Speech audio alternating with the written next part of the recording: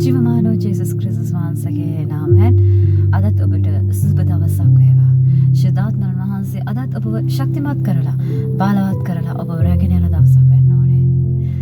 උන්වහන්සේ ඔයා එක්ක ඉන්නවා.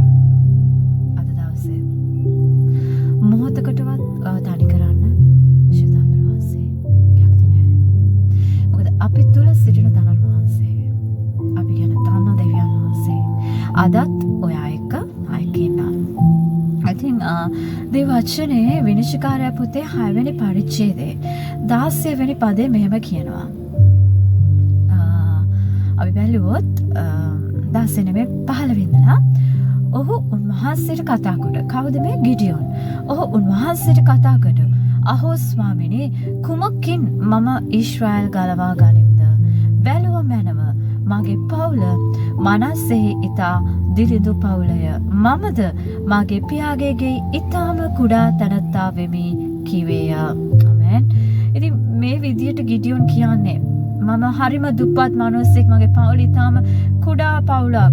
කොහොමද මම බලවත් කෙනෙක් වෙන්නේ කියලා.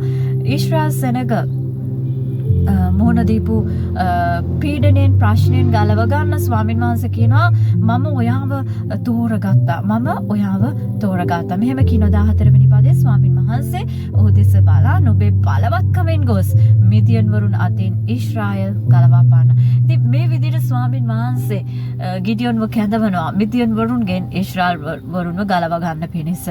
ඉතින් මොහොතේදී තමයි ගිඩියෝන් කියන්නේ මම කොච්චර පොඩි කෙනෙක්ද, මගේ පවුල හරියම දුප්පත් දිලිඳුයි, මොකක්ද මගේ බලවත්කම, මොකක්ද මට තියෙන හැකියාව, මම එහෙම කෙනෙක් නෙමෙයි, මට හැකියාවක් නැහැ කියලා ඔහු කියනවා. හැබැයි ස්වාමින් වහන්සේ කියනවා සැබවින් මම නුඹ සමග සිටින්නෙමි. නුඹ එක්කෙනෙකුට මෙන් මිදියන් වරුන්ට පහර දෙන්නේ යයි ඔහුට කිසේක. ආමෙන්. ස්වාමින් වහන්සේ කියනවා මම ඔයත් එක්ක ඉන්නවා.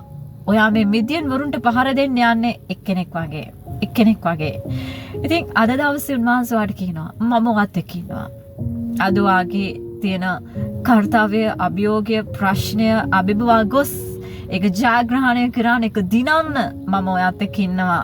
ඔයාට හිතෙනවා ඇති මම දුර්වලයි, මට කිසිම දෙයක් බෑ මේ දේ අභිබවා ගින් කරගන්න, මට හැකියාවක් නැහැ, මට ශක්තියක් නැහැ, මට මුදල් නැහැ, මට මිනිස්සු නැහැ, නැත්තම් මොනවා හරි ඔබ යම් දෙයකට මුහුණ දීලා පසු බහැලා ඉන්නවා නම් ඔබ හිතන ඔබ ගැන අඩුතක් සේරුවක් තියාගෙන ඉන්නවා නම් මට කවදාවත් බෑ.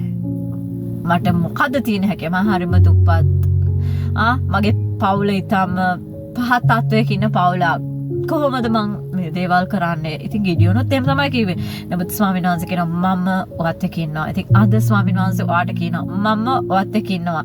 ඔයා බෑ කියලා හිතන දේ, ඔයා අමාරුයි කියලා හිතන දේ, ඔයාට ජයග්‍රහණය කරන්න ඕන දේ ජයග්‍රහණය කරන පිණිස ශුද්ධාත්මයන් වහන්සේ ජේසුස් ක්‍රිස්තුස් වහන්සේ දෙවි පියාණන් වහන්සේ ත්‍රිත්වයේ එකත්වයක් වෙලා ඔයත් එක්ක ඉන්නවා.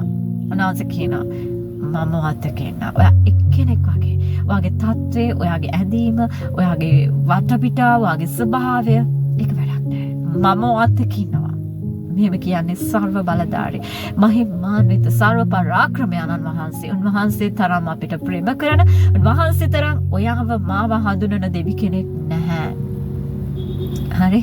ඉතින් කාන්තාරයේදී ඊශ්‍රායල් සෙනගට උන්වහන්සේ සපයපු ආකාරය, මුහුද තරණය කරන්නට උන්වහන්සේ දුන්නු ශක්තිය, ඒ හැකියාවන්, ඒ හාස්කම් ඔබ දන්නවානේ. යෙරිකෝ පවුර ජය ගන්නට මහත් දෙයක් කරේ නෑ නේ, ප්‍රශංසාව.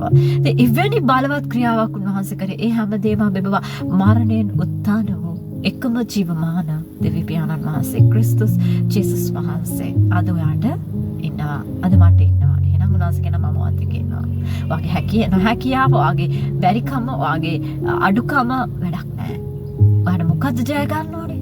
ඔයාට මොකද්ද අභිබවා යන්න ඕනේ? මම ඔයත් එක්ක ඉන්නවා. ශක්තිමත් වෙන්න, ධෛර්යමත් වෙන්න, තැති නොගනින්න, නොකලබෙන්න. නුඹ යන සෑම තැන්හිම නුඹේ දිවි වූ ස්වාමීන් වහන්සේ නුඹ සමග මා සමග සිටිනසේක. ආමෙන්. ආමෙන්. යේසුස්ගේ නාමයෙන් ඔබට උන්වහන්සේ සිහිපත් කරනවා. ඔබට ජේසුස් පිටයි.